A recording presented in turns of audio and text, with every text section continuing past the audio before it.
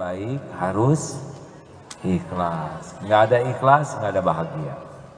Bu, kalau ibu sudah masak untuk suami, sudah ditata mejanya, Mas, makan dulu Mas. Maaf Bu, nggak ada waktu, saya harus pergi sekarang juga, lain kali aja makannya. Pergi aja. Bagaimana perasaan ibu?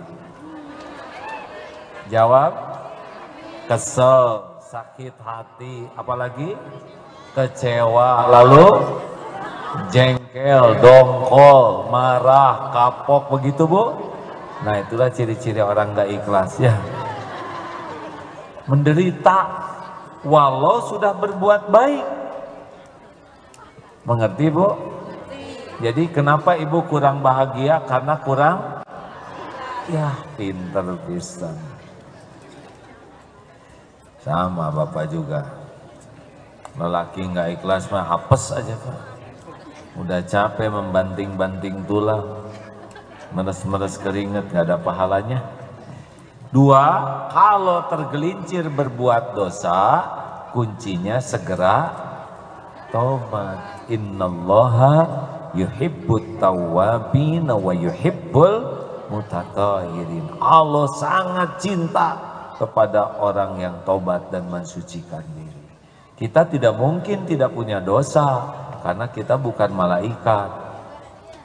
Dosa yang segera tobat lebih disukai Allah dibanding orang taat tapi jadi ujub dan takabur. Hati-hati nih, jangan sampai gara-gara rajin ke masjid jadi sombong. Tetangga bikin dosa terus minta ampun ke Allah, kita rajin ke pengajian tapi sombong. Allah bisa lebih mencintai tetangga kita atau yang tobat dibanding dengan yang sombong. Tiga, kita ini pasti diselimuti karunia oleh Allah. Karunia dari Allah tiap minggu atau tiap hari? Tiap hari atau tiap jam? Tiap jam atau tiap menit? Tiap menit atau tiap detik? Tiap detik atau tiap saat? Masa yang gini-gini aja harus dituntun? Harusnya kalau ditanya setiap minggu atau setiap hari, setiap saat, gitu. Tidak ada orang yang kekurangan rezeki, yang ada itu kekurangan syukur. Bagaimana nyebut rezeki saya kurang? Lah bisa ngomong juga rezeki. Aduh saya sedih, kedip-kedip juga rezeki. Nafas rezeki, jantung berdetak rezeki, bisa duduk rezeki. Tangan ngangkat rezeki. Berapa banyak yang tidak bisa ngangkat tangannya? Benar? Berapa banyak yang susah nafas? Maaf ya, kentut juga rezeki. Berapa banyak orang tidak bisa kentut dioperasi, betul? Akan pernah cerita tuh, ada temen minum soda, kocok banyak, gembung perutnya, sakit luar biasa, dibawa ke rumah sakit. Susah kentut, harus dioperasi. Tahu doa ibunya? Ya Allah, tolong kentutkan anak saya. Dan suatu mau dioperasi, kentut tuh anak. Alhamdulillah, baunya udah nggak dihitung, dan ini dianggap nikmat besar. Oh, makanya kalau bisa mah tiap kentut tuh sedekah. Tapi ya jangan di mana aja ya. Tiba-tiba kentut, ibu kenapa ibu kentut di masjid? Saya tuh sedang berbagi rezeki.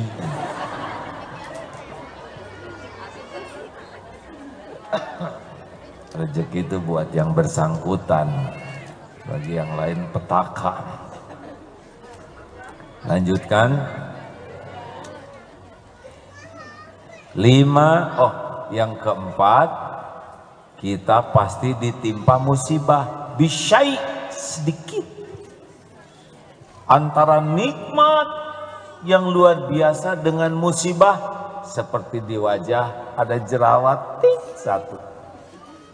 Tidak ada jerawat yang lebih besar dari kepala, betul? Musibah itu sedikit, Bu. Bu, musibah itu sedikit dibanding nikmat. Tapi yang sedikit ini kalau sabar, wabasyiris sabirin, berikan kabar gembira bagi orang yang sabar. Di belakang ayat itu ulaika alaihim shalawatun min rabbikum warahmah wa ulaika humul muhtadun. Orang yang sabar itu diberikan limpahan karunia, rahmat, ampunan Allah dan petunjuk. Berkah dari sabar. Makanya orang yang sabar itu musibahnya kecil, dia sabar, nikmatnya sangat besar. Kayak kunci, Pak. Kuncinya kecil, ceklek. Lemari isinya buat kita. Sabar. Semuanya sudah dihitung oleh Allah. Nah, karena bacaan kita asyakur, maka yang paling gampang nambah rizki, nambah karunia itu la in syakartum la azidannakum wa la in kafartum inna adzabi lasyadid. Barang siapa yang syukur ditambah oleh Allah. Allah itu pemilik karunia. Allah itu tahu keperluan, kekurangan, kesulitan kita, dan hanya Allah yang kuasa mendatangkan karunia. Makanya yang paling enak dalam hidup ini adalah selain ikhlas, taubat, sabar adalah syukur. Pokoknya bersyukur. Apa syarat syukur? Gini ya. Ini minum nih. Ini ujian. Belum jadi karunia. Jadinya ini karunia kebaikan kalau kita syukur.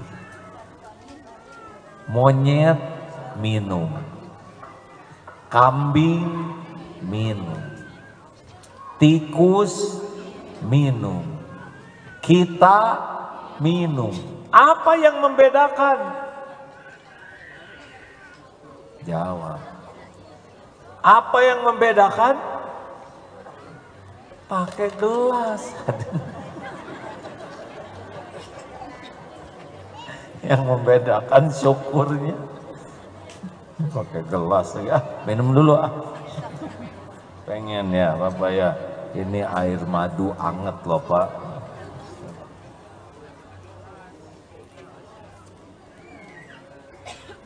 Nah, nikmat baru dinikmati kalau syukur. Kalau kita syukur, nikmat yang ada jadi kebaikan dan nikmat yang belum ada didatangkan. Asik kan? Satu syaratnya syukur. Hati hakul yakin bahwa nikmat itu milik Allah, dari Allah. Lillahi ma fis samawati wa ma fil ardh. Semua yang ada di langit bumi itu milik Allah. Atau dalam surat An-Nisa 79, ma asabaka min hasanatin faminallah. Semua kebaikan datangnya dari Allah. Dari Allah. Wa ma asabaka min sayyi'atin nafsi, keburukan yang menimpa kita baik kepada yang beli karena Allah suka kepada orang baik. Betul? Ini silakan mangganya seperti ini. Ini manis enggak mangganya? Saya kurang tahu, belum saya makan semuanya. Tapi ini contohnya. Ya nggak boleh bohong dong. Ini manis, bohong. Kecuali ada bekas gigitan dia. Yang ini saya rasakan manis. Tapi yang lain saya kurang tahu. Kalau pohonnya sama mungkin sama. Oh, saya ragu-ragu nih, nggak jadi beli, nggak apa-apa, nggak kecewa, enggak. Karena rezeki saya itu sudah ada yang ngatur. Kalaupun tidak dalam bentuk uang, rezeki saya adalah bisa memuliakan pembeli. Teng. Ke suami juga, Pak, beli kursi dong Pak. Mulut ke suami, hati ke, ya Allah, kalau bagus rumah kami punya kursi baru, belikan ya Allah, titipin. Kalau enggak ya enggak apa-apa. Kata suami, maaf Bu, daripada kita beli kursi baru lebih baik yang ada aja dibersihkan. Tapi warnanya Pak bosen, ya tinggal dicat aja kursi yang ada. Saya pengen ada kotak-kotak, garisin aja pakai spidol ya. Makin berharap ke Allah, makin tenang. Makin berharap ke makhluk, makin gelisah, kecewa, sakit hati. Nah itulah syarat pertama syukur. Sakit, siapa yang bisa menyembuhkan? Dokter gimana? Apa? Mengobati. Yang menyembuhkan? Oh, bagus. Obat? Tidak boleh makan obat ini, obat luar biasa. Kalau makan obat ini baru lihat aja udah terasa seger. Oh. Bismillah ya Allah, hanya Engkau lah yang maha menyembuhkan. Obat ini pun ciptaanmu. Jadikan jadi jalan kesembuhan darimu ya Allah. Hanya Engkau yang maha menyembuhkan ya Syafi'i. Beres. Suami hanya sebagian jalan. Tidak boleh. Ada yang sudah meninggal suaminya enggak? Ibu, saya nggak ada maksud apa-apa ya, hanya sudah berapa lama, Bu? 9 tahun. Hah? Ada yang 2 tahun, yang paling lama yang mana yang udah meninggal? Sudah berapa tahun Ibu? Kan? 9 tahun, suami meninggal. Ibu masih hidup? Masih makan, masih minum, masih berpakaian, masih berteduh, masih ada rezekinya. Padahal suami udah nggak ada. Kenapa kok masih? Karena yang memberi rezeki adalah Allah. Suami itu hanya sebagian jalan rezeki. Makanya jangan terlalu cinta. Benar? Karena suami ibu belum tentu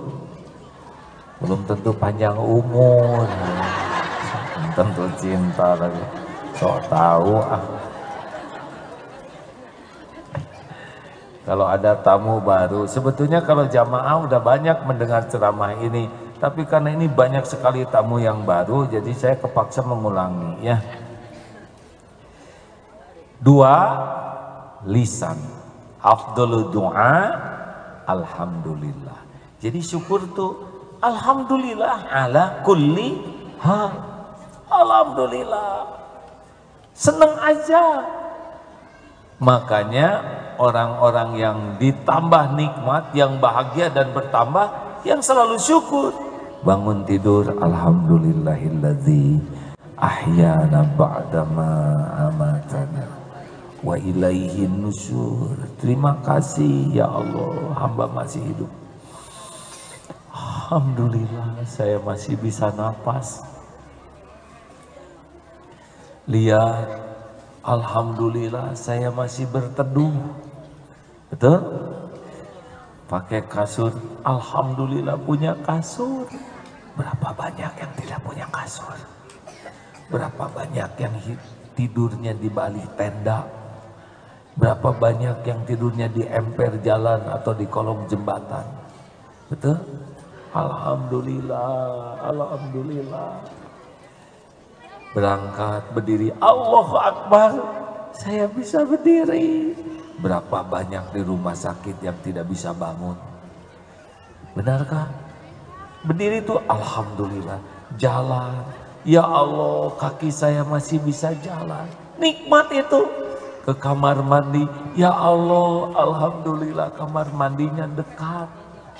Coba kalau jauh Pak, wudhu Saya sudah nyoba waktu KKN. Di rumah tidak ada toilet, malam-malam mau ke sana. Gelap, horor. Harus masuk ke kolam, ke sungai. Jadi punya kamar mandi dekat itu nikmat dari Allah, benar?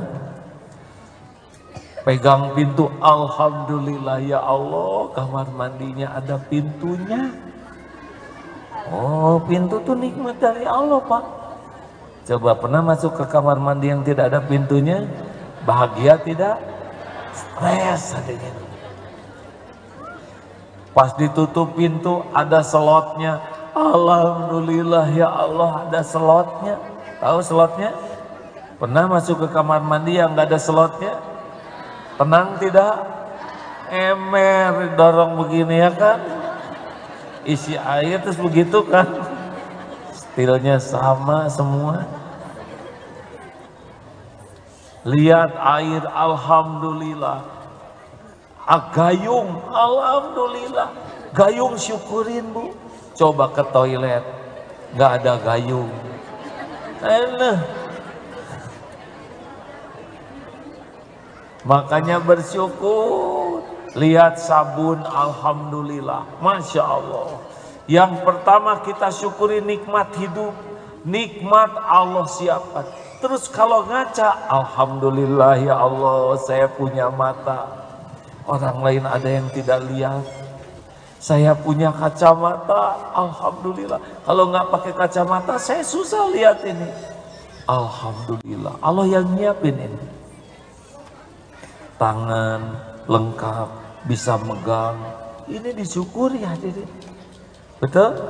Buka lemari, ya Allah, alhamdulillah saya masih banyak pakaian. Berapa banyak orang yang tidak punya pakaian?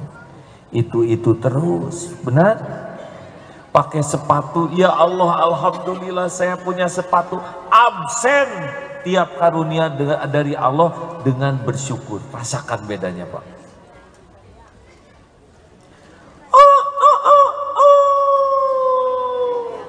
Suara apa?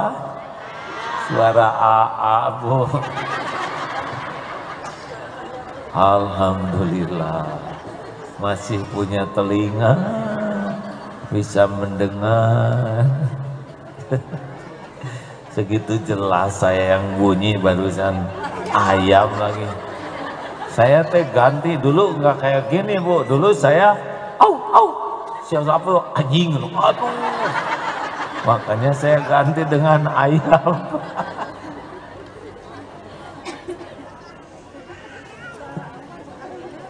Nikmat itu disebut sambil diingat. Yang lebih hebat lagi Pak, ditulis.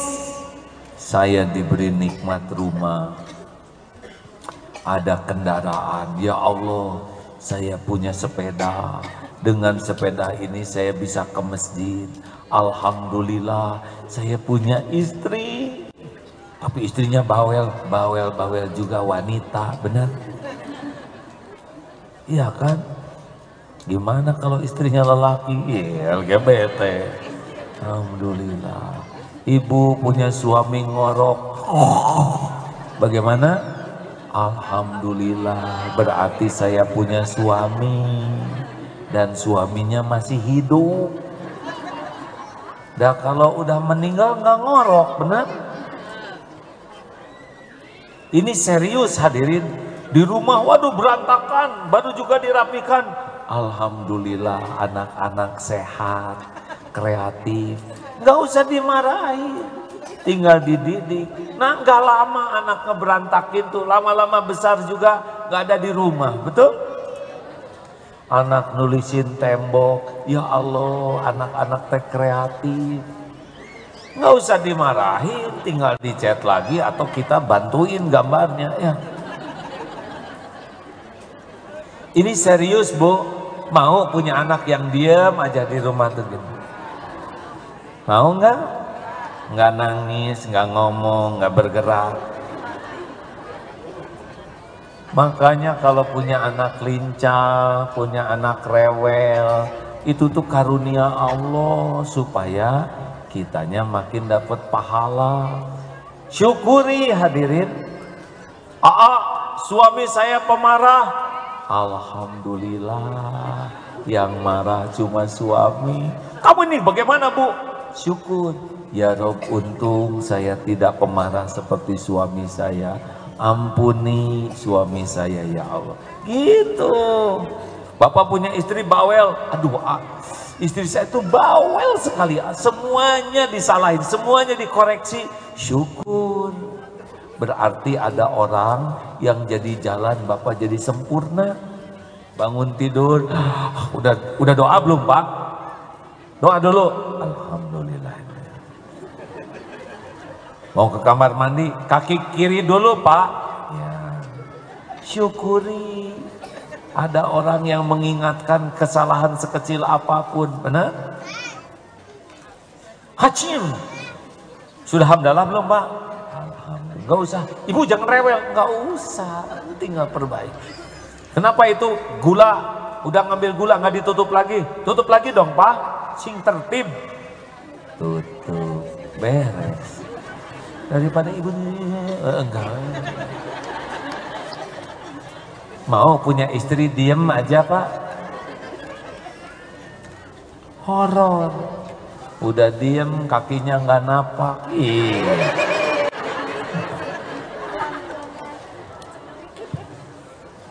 Nih Pak, lebih baik istri bawel ke bapak daripada bawel ke tetangga. Berantem dengan tetangga, benar? Lebih baik bawel ke suaminya. Terima aja, emang udah nasib kita kayak gini. Suami nggak pulang dicariin, udah pulang diomelin, udah garis hidup kita, Pak. Terima, Pak. Sampai ada seorang bapak-bapak yang asalnya sakit hati oleh istrinya. Karena istrinya super galak dan nyalahin terus. Bu, saya nggak kuat kayak gini. Kalau gini terus mas, saya mendingan pisah. Apa kamu ngomong pisah? Dulu kamu yang ngejar saya, ha?